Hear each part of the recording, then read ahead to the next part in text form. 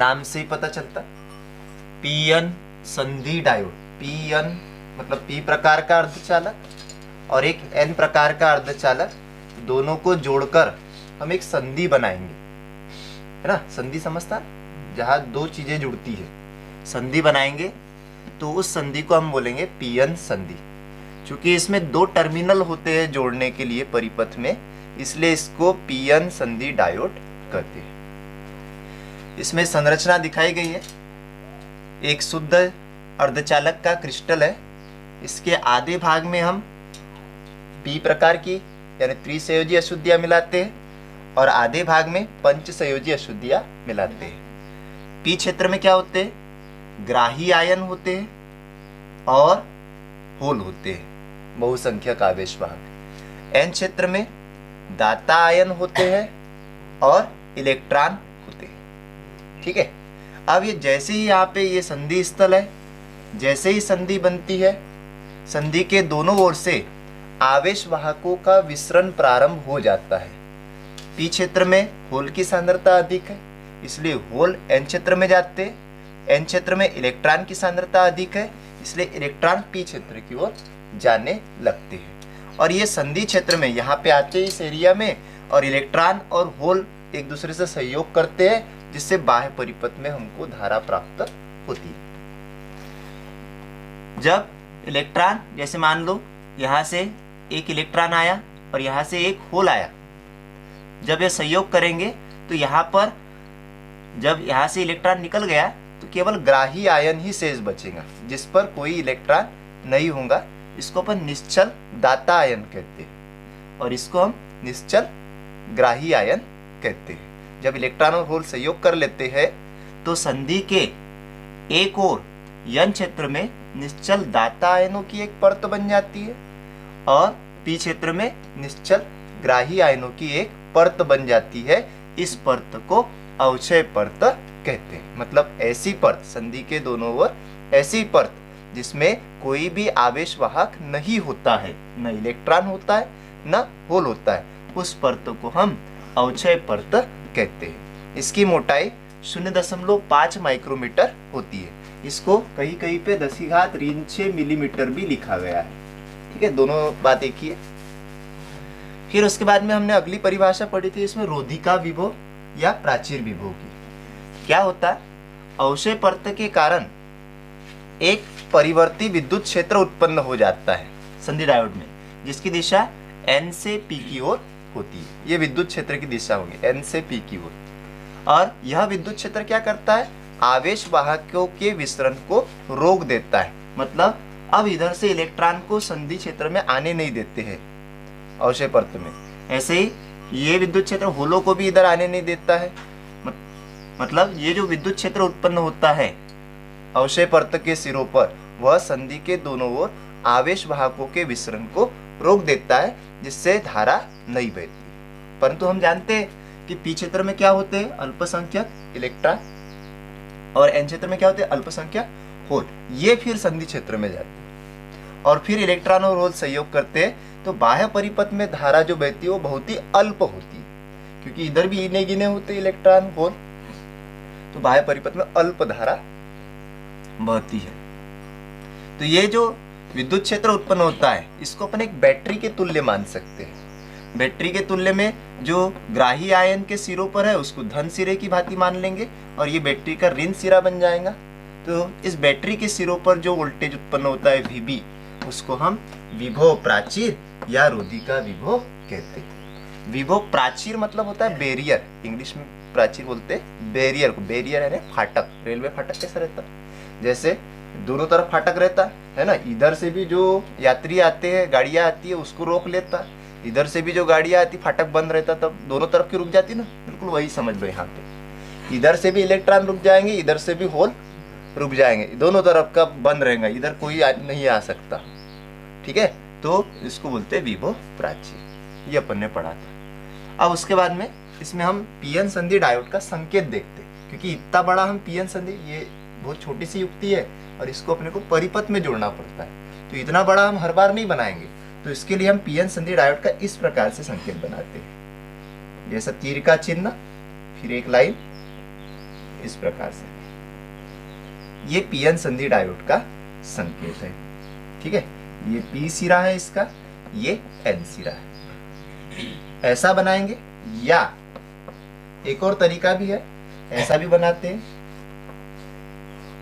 तीर का चिन्ह इस टाइप का, मतलब पूरा वैसा का वैसा बना लो और इसके ऊपर एक गोला भी बना देते। ये दोनों पीएन संधि डायोड के संकेत है। जो भी आपको अच्छा लगता है वो वाला अपन बनाएंगे। ठीक है, ये पीएन संधि डायोड का संकेत है भाई।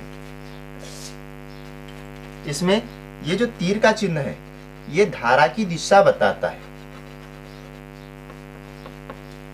किधर से किधर होती है धारा की दिशा? पी से एन की ओर होती है। देखो विद्युत क्षेत्र की दिशा किधर होती है? एन से पी की ओर। या इलेक्ट्रॉन की दिशा देखो, इलेक्ट्रॉन कहाँ चलेंगे? इसमें इलेक्ट्रॉन ज्यादा होते तो इलेक्ट्रॉन यहाँ से यहाँ चलेंगे, एन से पी की ओर चलेंगे। तो धारा की दिशा क्या होगी? इलेक्ट्रॉन की दिशा के विपरीत। तो धारा की दिशा होती है पी से एन की ओर। ठीक है, और इस संधि डायोड को किसी भी विद्युत परिपथ में हम दो प्रकार से जोड़ते हैं, एक अग्र अभिनति और दूसरा पश्च अभिनति। अग्र अभिनति में पीएन संधि डायोड का प्रतिरोध बहुत ही कम होता है क्योंकि बहुत ज्यादा धारा बहती है, और पश्च अभिनति में इसका प्रतिरोध अधिक होता है। बना लो संकेत, ये पीएन संधि डायोड का संकेत है। पीएन संधि डायोड का संकेत। अब इसके बाद पीएन संधि डायोड की अपन अग्र और पश्च अभिनति देखेंगे। अग्र अभिनति और पश्च अभिनति क्या होती है, तो देखो कैसे। यहाँ पे ये बड़ा भी संकेत दो प्रकार से चित्र बनता है। अगर हम इस पीएन संधि डायोड को बाह्य परिपथ में पी क्षेत्र के बाह्य सिरे को एक बैटरी के धन सिरे से और एन क्षेत्र के बाह्य सिरे को बैटरी के ऋण सिरे से जोड़ देते हैं। बात समझ में आ रही है? जब पीएन संधि डायोड के पी क्षेत्र के बाह्य सिरे को बैटरी के धन सिरे से तथा एन क्षेत्र के बाह्य सिरे को बैटरी के ऋण सिरे से जोड़ देते हैं तो संधि डायोड को अग्र अभिनति में कहते हैं। अग्र अभिनति, ठीक है। फॉरवर्ड बायस इंग्लिश में, फॉरवर्ड बायस। इसको ऐसा भी बना सकते, नहीं तो ये अपना संकेत तो है अपने पास, तो क्या करो ऐसा संकेत बना लो। ये हो गया अपना पीएन संधि डायोड का संकेत और इसके सिरों पर जोड़ दो बैटरी। ठीक है, ऐसा और ऐसा है ना। ये अपना पीएन संधि डायोड हो गया। पी क्षेत्र के बाह्य सिरे को धन सिरे से, एन क्षेत्र के बाह्य सिरे को ऋण सिरे से जोड़ देंगे तो ये बन जाएंगे। समझ में आ गया अग्र अभिनति? अब पश्च उल्टा कर दो। जब हम पी क्षेत्र के बाह्य सिरे को बैटरी के ऋण सिरे से और एन क्षेत्र के बाह्य सिरे को बैटरी के धन सिरे से जोड़ते हैं तो संधि डायोड को पश्च अभिनति में कहते हैं। उसको क्या बोलेंगे? पश्च या उत्क्रम अभिनति। पश्च या उत्क्रम अभिनति इंग्लिश में बोलते हैं रिवर्स बायस। Reverse bias. तो ये दो प्रकार की अभिनति होती है। आया समझ में? किसे कहते हैं अग्र अभिनति? जब पीएन संधि डायोड के पी क्षेत्र के बाह्य सिरे को बैटरी के धनात्मक सिरे से और एन क्षेत्र के बाह्य सिरे को बैटरी के ऋणात्मक सिरे से जोड़ते हैं तो उसे अग्र अभिनति कहते हैं। और इसका उल्टा कर दो, जब पी क्षेत्र के बाह्य सिरे को बैटरी के ऋण सिरे से और एन क्षेत्र के बाह्य सिरे को बैटरी के धन सिरे से जोड़ते हैं तो इसे पश्च अभिनति या उत्क्रम अभिनति कहते हैं। अब याद कैसे रखोगे? कभी कभी कंफ्यूजन हो जाता है। तो देखो, आपको पता है इलेक्ट्रॉन यानी कौन सा आवेश? इलेक्ट्रॉन क्या था? ऋण आवेश है ना। होल यानी क्या? कौन सा? धन आवेश। तो जब धन धन से जुड़ता है और ऋण ऋण से जुड़ता है तो अग्र अभिनति, और जब उल्टा हो जाता है धन ऋण जुड़ जाता है तो पश्च अभिनति, है ना। इसे याद रख सकते। चलो इसको लिख लो। अगली हेडिंग दो, अग्र अभिनति। हाँ, इसकी वर्किंग भी समझ लो। अग्र अभिनति में कैसे कार्य करता है उनको पता है। ये चित्र बड़े इसमें दिया है, अग्र अभिनति का है ना। पी को धन से जोड़ा है, एन सिरे को ऋण से जोड़ा है, मतलब अग्र अभिनति में है। अब क्या होता है, हमको पता है कि जो होल होते हैं वो धनात्मक आवेश की तरह कार्य करते हैं, है ना, और इलेक्ट्रॉन ऋणात्मक आवेश की तरह कार्य करते हैं। तो ये जो पी क्षेत्र के होल है यह बैटरी के धनात्मक सिरे से प्रतिकर्षित होते हैं। धन धन में प्रतिकर्षण होगा ना, तो पी क्षेत्र के होल बैटरी के धनात्मक सिरे से प्रतिकर्षित होकर संधि की ओर चलने लगते हैं। ये यहाँ से प्रतिकर्षित होकर ये होल किधर चलते हैं, इधर संधि की ओर चलने लगते हैं। और ये जो इलेक्ट्रॉन है ये भी बैटरी के ऋणात्मक सिरे से प्रतिकर्षित होके संधि की ओर चलने लगते हैं। हमको पता है इसमें बहुसंख्यक, पी क्षेत्र में बहुसंख्यक आवेश वाहक क्या होते हैं, होल, और इसमें बहुसंख्यक आवेश वाहक क्या होते हैं, इलेक्ट्रॉन, मतलब बहुत सारे होते हैं। तो इधर से बहुत सारे होल और इधर से बहुत सारे इलेक्ट्रॉन दोनों संधि क्षेत्र में पहुंचते हैं और सहयोग करते हैं, जिससे बाह्य परिपथ में हमको धारा प्राप्त होती है। इस धारा का मान बहुत अधिक होता है और इस धारा को हम मिली एम्पियर में मापते हैं, एमए, मिली एम्पियर में मापते हैं। यह अग्र अभिनति हो गया। अब पश्च अभिनति में क्या होता है, पश्च अभिनति में हम क्या करते हैं, किसे कहते हैं पश्च अभिनति, जब पी क्षेत्र के बाह्य सिरे को बैटरी के ऋण सिरे से और एन क्षेत्र के बाह्य सिरे को बैटरी के धन सिरे से जोड़ देते हैं तो उसको बोलते हैं पश्च अभिनति। अब इसकी वर्किंग समझो। पश्च अभिनति में क्या होता है, पश्च अभिनति में ये जो पी क्षेत्र के होल है ये धन किसकी ओर आकर्षित होगा, ऋण की ओर। तो ये पी क्षेत्र के होल इधर बैटरी के ऋण सिरे की ओर आकर्षित होते हैं। ऐसे एन क्षेत्र के जो इलेक्ट्रॉन है वो धन सिरे की ओर आकर्षित होते हैं। ये सब आकर्षित हो गए भाई, तो संधि क्षेत्र में कोई भी इलेक्ट्रॉन और होल सहयोग अब जा ही नहीं रहे ना, सब इधर आ रहे और ये भी इधर आ रहे। पर हमको पता है कि पी क्षेत्र में अल्पसंख्यक आवेश वाहक क्या होते, इलेक्ट्रॉन होते ना इसमें थोड़े से, और इसमें क्या होते, थोड़े से होल होते। तो ये जाते हैं, है ना, ये अल्पसंख्यक आवेश वाहक इलेक्ट्रॉन और अल्पसंख्यक आवेश वाहक होल संधि की ओर जाते हैं और सहयोग करते हैं, जिसके कारण बाह्य परिपथ में बहुत ही अल्प धारा प्राप्त होती है। ठीक है, मतलब पिछली बार अग्र अभिनति मान लो 100 एम्पियर धारा प्राप्त हो रही थी, तो इस बार 1 एम्पियर धारा, 2 एम्पियर धारा, ऐसी बहुत ही अल्प धारा प्राप्त होती है पश्च अभिनति में। तो और उस धारा को हम काय में मापते हैं, माइक्रो अमीटर में मापते हैं, क्योंकि वो धारा क्या होती है, बहुत ही कम होती है। बात समझ में आ रही है। अग्र अभिनति में धारा का मान अधिक होता है इसलिए उसको मिली एम्पियर में मापते हैं, और पश्च अभिनति में धारा का मान बहुत ही कम होता है इसलिए इसको माइक्रो एम्पियर में मापते हैं। ठीक है, अगर हमको अधिक धारा चाहिए तो अग्र अभिनति में जोड़ेंगे, हमको बहुत ही कम धारा चाहिए तो काय में जोड़ेंगे, पश्च अभिनति में जोड़ेंगे। हाँ, लिख लिया कि ये परिभाषा हो गई, ये क्या हो गया, संकेत। ऐसे ही पश्च अभिनति हेडिंग दो, पश्च अभिनति के बारे में लिख लो। नंबर 2, पश्च अभिनति। हाँ, पश्च अभिनति किसे कहेंगे, जब पीएन संधि डायोड के पी क्षेत्र के बाह्य सिरे को बैटरी के धनात्मक की जगह क्या लिखना है, ऋणात्मक सिरे से तथा एन क्षेत्र के बाह्य सिरे को बैटरी के धनात्मक सिरे से जोड़ते हैं, तब पीएन संधि डायोड को पश्च या उत्क्रम अभिनति में कहते हैं। पश्च या उत्क्रम अभिनति में कहते हैं। चित्र बनाना है तो यही बनाना, बस इसके सिंबल बदल देना, माइनस प्लस, ये बन गया इसका चित्र।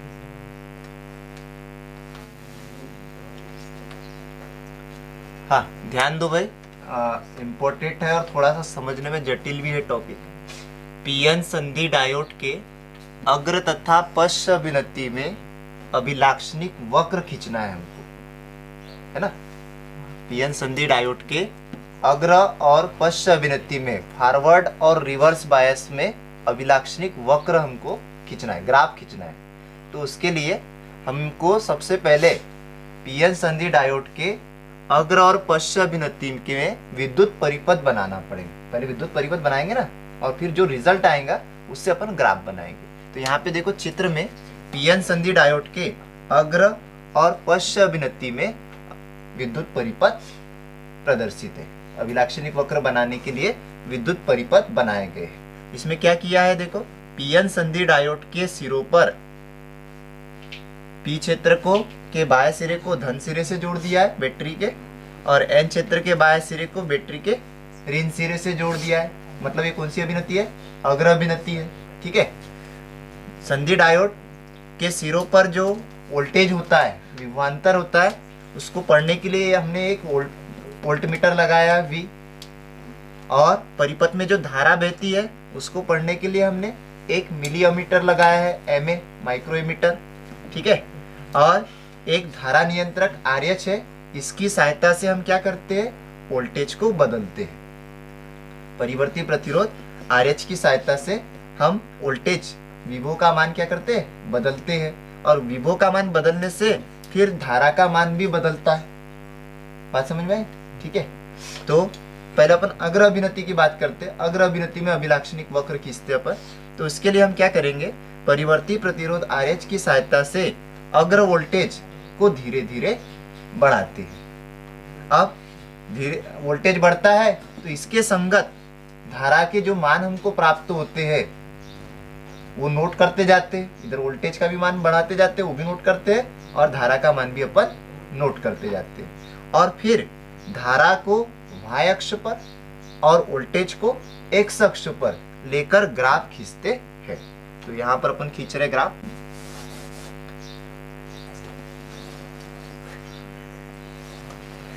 ठीक है। क्या करेंगे, वोल्टेज को x अक्ष पर, ये वोल्टेज है, इधर पॉजिटिव वाला रहेगा, इधर नेगेटिव वाला रहेगा, -V रहेगा, ठीक है। और धारा I को इधर लेंगे, मिली एम्पियर में मापेंगे ऊपर अगर धारा का मान अधिक है तो, और इधर धारा का मान माइक्रो एम्पियर में मापेंगे कम है तो, ठीक है। और ये अपना मूल बिंदु है यहाँ पे 0। समझ में आ रहा है वर्किंग? देखो चित्र में पीएन संधि डायोड के अग्र तथा पश्च अभिनति में अभिलाक्षणिक वक्र प्राप्त करने के लिए विद्युत परिपथ प्रदर्शित है।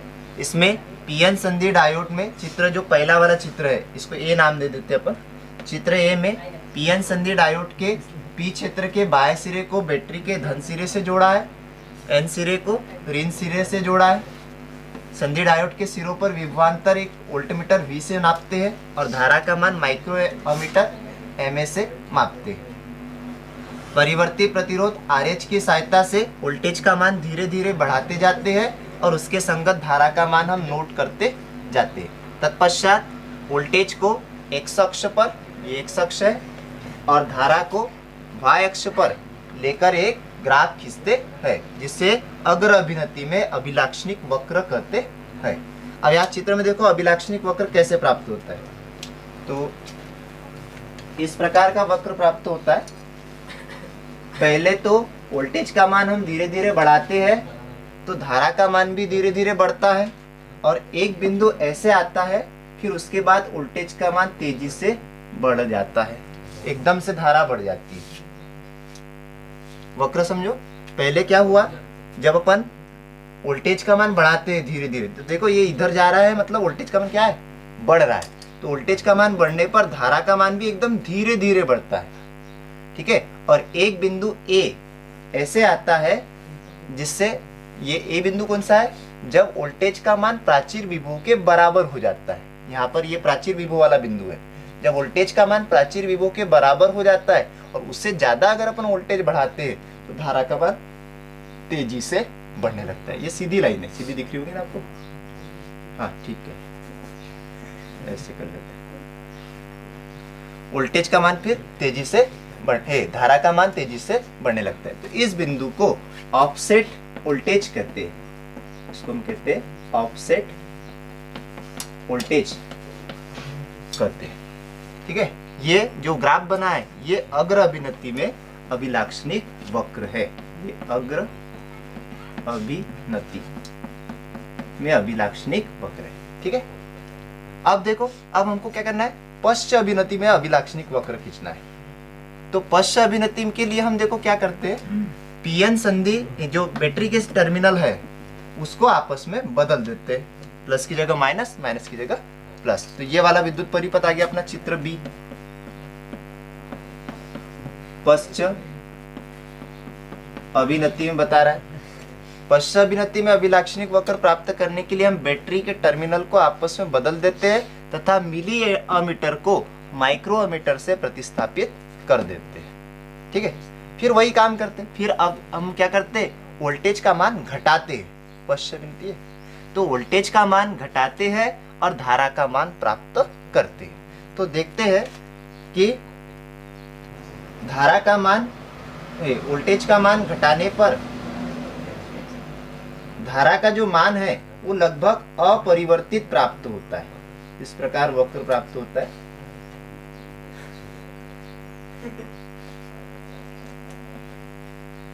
और इसमें एक बिंदु B ऐसा आता है,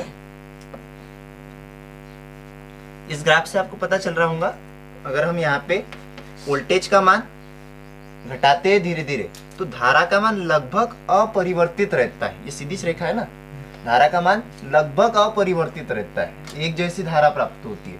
परंतु एक बिंदु ऐसा आता है जिसको अपन भंजन बिंदु कहते हैं, क्योंकि यहाँ पर डायोड का भंजन हो जाता है कि इससे ज्यादा वोल्टेज अगर अपन गिराते हैं, घटाते हैं, तो धारा का मान तेजी से बढ़कर अनंत हो जाता है। इस स्थिति में अपना डायोड खराब हो जाता है।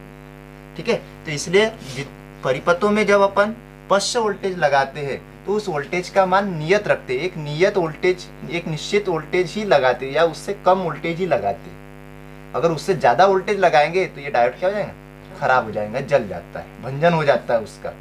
तो ये जो अपने को ग्राफ प्राप्त हुआ है ये पश्च अभिरति में अभिलाक्षणिक वक्र है। बात समझ में आई? एक बार और अच्छे समझो भाई, क्योंकि जो अपन बोल रहे हैं ये लिखने में 2-3 पत्ते भी भर सकते हैं। अगर बोले कि निबंध लिखो तो लिख सकते हो ना तुम, सही बात है कि नहीं? जैसे अपन ने ये थ्योरी समझ ली बिल्कुल डिटेल में, तो आप अपने मन से निबंध जैसा भी लिख सकते हो, उसको बढ़ा चढ़ा के, या शॉर्टकट में भी लिख सकते हो। हाँ, बहुत इंपॉर्टेंट ग्राफ है। देखो, अगर परीक्षा में आया कि अग्र अभिनति में ग्राफ बनाइए तो ये ऊपर वाला पार्ट बनाएंगे केवल, ये अग्र अभिनति का अभिलाक्षणिक वक्र है। और पश्च का बोले तो ये नीचे वाला पार्ट बनाएंगे। अपने दोनों बना दिए इसमें एक ही चित्र में, अग्र अभिनति में अभिलाक्षणिक वक्र और ये वाला जो है ये पश्च अभिनति में अभिलाक्षणिक वक्र है। पश्च अभिनति एक बार अपन फिर से समझ लेते हैं। चित्र में पीएन संधि डायोड के अग्र और पश्च अभिनति में अभिलाक्षणिक वक्र प्राप्त करने के लिए विद्युत परिपथ प्रदर्शित है। इसमें पीएन संधि डायोड, चित्र ए में पीएन संधि डायोड के पी सिरे को बैटरी के धन सिरे से, एन सिरे को बैटरी के ऋण सिरे से जोड़ा गया है। डायोड के सिरों पर विभवांतर को वोल्टमीटर V द्वारा पढ़ते हैं। इसके संगत धारा को मिली एमीटर MA द्वारा पढ़ते हैं। परिवर्ती प्रतिरोध RH की सहायता से वोल्टेज का मान धीरे धीरे बढ़ाते जाते हैं और इसके संगत धारा का मान हम नोट करते जाते हैं। तत्पश्चात वोल्टेज V को X अक्ष पर और करंट I को Y अक्ष पर लेकर हम ग्राफ खींचते हैं। तो ग्राफ खींचने पर जो ग्राफ प्राप्त होता है उसको हम अग्र अभिनति का अभिलाक्षणिक वक्र कहते हैं। ये दिख रहा है आपको। ग्राफ को देखने से पता चलता है कि जैसे जैसे हम वोल्टेज का मान बढ़ाते हैं धारा का मान धीरे धीरे बढ़ता है। देखो धीरे धीरे ऊपर जा रहा है ना ग्राफ। देखो जैसे जैसे वोल्टेज का मान बढ़ाते हैं धारा का मान धीरे धीरे बढ़ते जाता है। कब तक बढ़ता है? जब तक कि वोल्टेज का मान प्राचीर विभव के बराबर नहीं हो जाता। जब प्राचीर विभव के बराबर हो जाता है और उससे ज्यादा वोल्टेज का मान अगर अपन बढ़ाते हैं तो बिंदु ए पर डायोड का जो विभव है वो प्राचीर विभव से अधिक हो जाता है और धारा का मान फिर तेजी से बढ़ने लगता है, स्पीड से बढ़ने लगता है, मतलब बहुत अधिक धारा बहती है।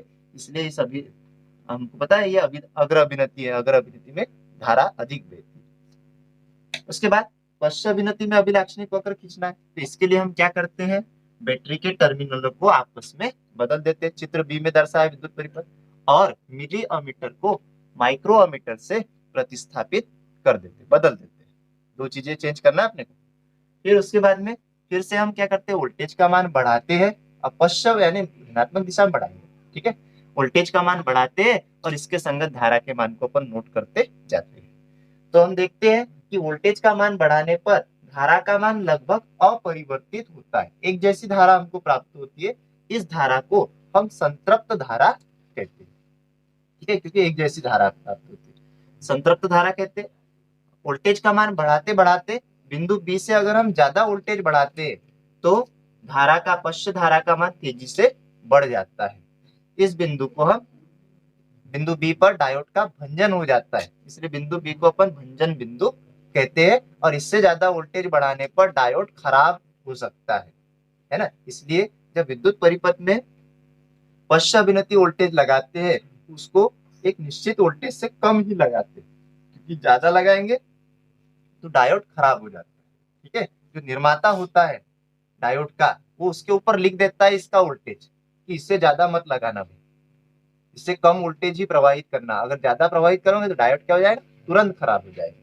ये पश्च अभिनति में अभिलाक्षणिक वक्र है।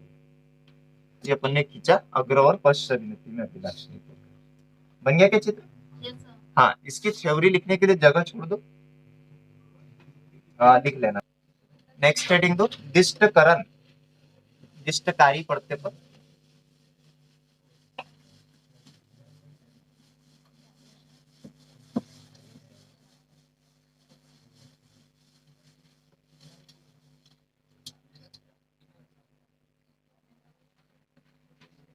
दिष्टकारी रेक्टिफायर,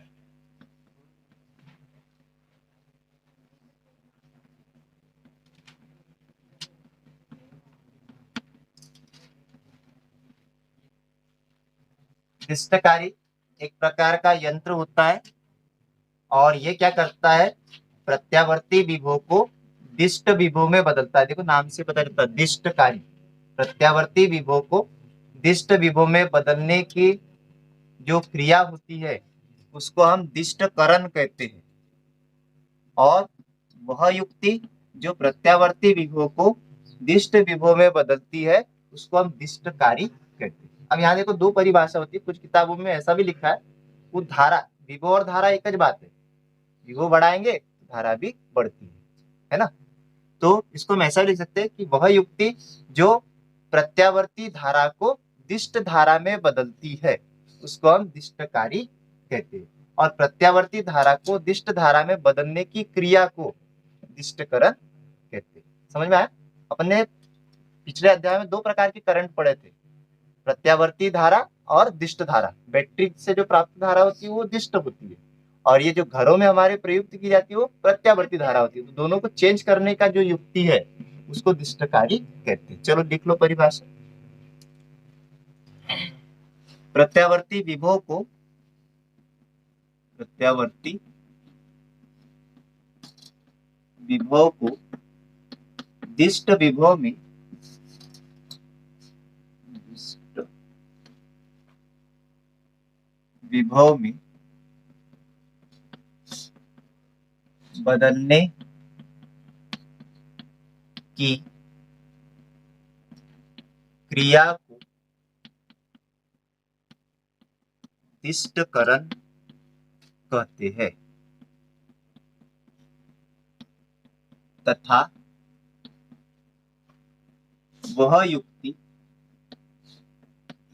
जो, वह युक्ति जो, या वह उपकरण भी लिख सकते हैं, जो प्रत्यावर्ती विभव को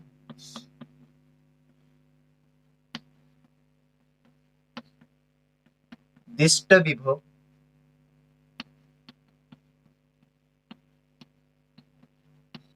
में बदलती है, वह युक्ति जो प्रत्यावर्ती विभव को दिष्ट विभव में बदलती है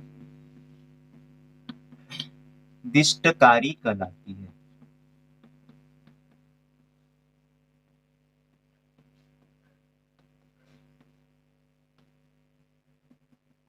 ठीक है, शॉर्टकट में बोले तो एसी को डीसी में बदलने की युक्ति है ना, दिष्टकारी कहलाती।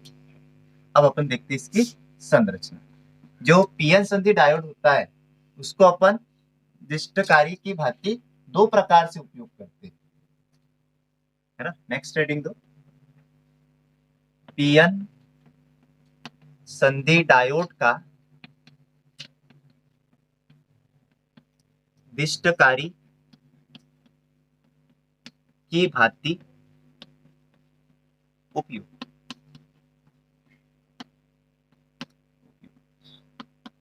अभी अपन ने पीएन संधि पढ़ लिया है ना, डायोड उसकी कार्यविधि पढ़ लिया, अग्र और पश्च विधि पढ़ ली। अब हम देखते हैं पीएन संधि डायोड के उपयोग कहाँ कहाँ करते हैं। तो पीएन संधि डायोड का उपयोग दिष्टकारी की भांति किया जाता है। ये भी दो प्रकार से किया जाता है, एक अर्ध तरंग दिष्टकारी और दूसरा पूर्ण तरंग दिष्टकारी। उपयोग बाजू में लिख लेते हैं, दो प्रकार से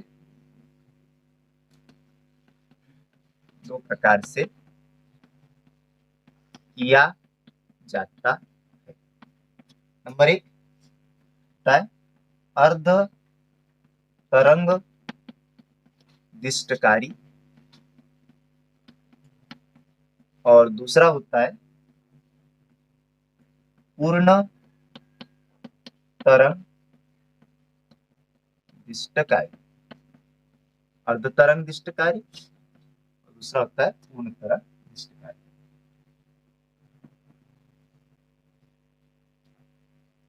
अगला पॉइंट अपन सबसे पहला वाला पढ़ेंगे इसमें, अर्ध तरंग दिष्टकारी। इसकी संरचना देखेंगे, दोनों के नाम लिख लेना और फिर पहला नंबर डालना, अर्ध तरंग दिष्टकारी। इसकी संरचना देखते हो, संरचना में इसमें भाई दो कुंडली होती है। ट्रांसफार्मर अपन ने बनाया था, आपको याद होगा, प्राथमिक कुंडली और द्वितीय कुंडली।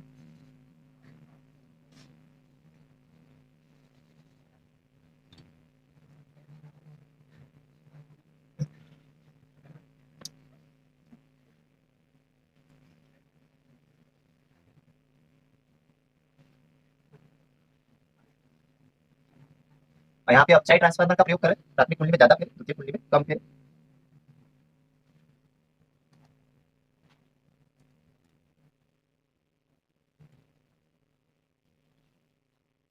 यहाँ पर हम पीएन संधि डायोड लगाएंगे।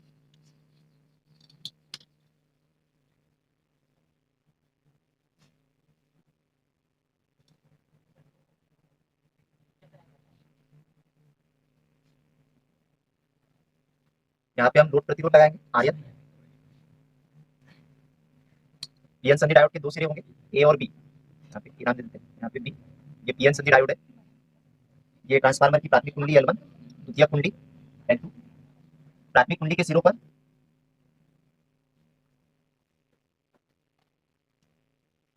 सिरों पर हम निवेशी प्रत्यावर्ती वोल्टेज एसी लगाते हैं। इसको ऐसा करते हैं, यहाँ पे ऐसा संकेत यहाँ पे लिख देते हैं, निवेशी प्रत्यावर्ती वोल्टेज। प्राथमिक कुंडली के सिरों पर निवेशी प्रत्यावर्ती वोल्टेज लगाते हैं, ट्रांसफार्मर की प्राथमिक कुंडली। और द्वितीय कुंडली के सिरों के साथ हम पीएन संधि डायोड जोड़ देते हैं।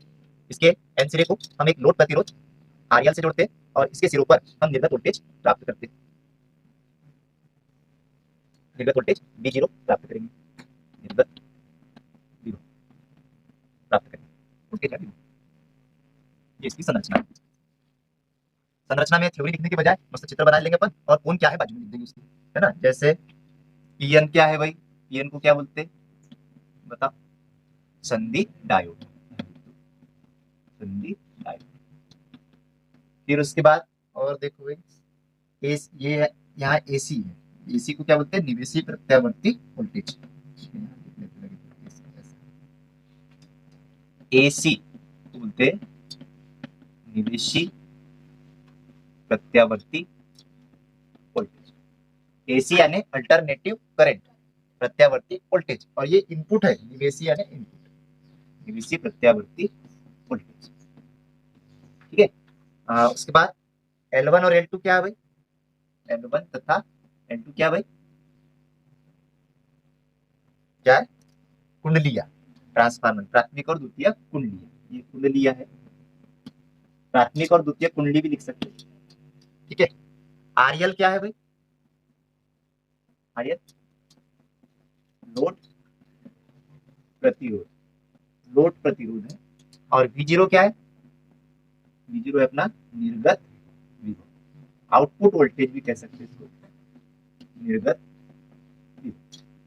और कुछ बचा, टी बचा ना, ट्रांसफार्मर है, कौन सा वाला, अपचाई ट्रांसफार्मर।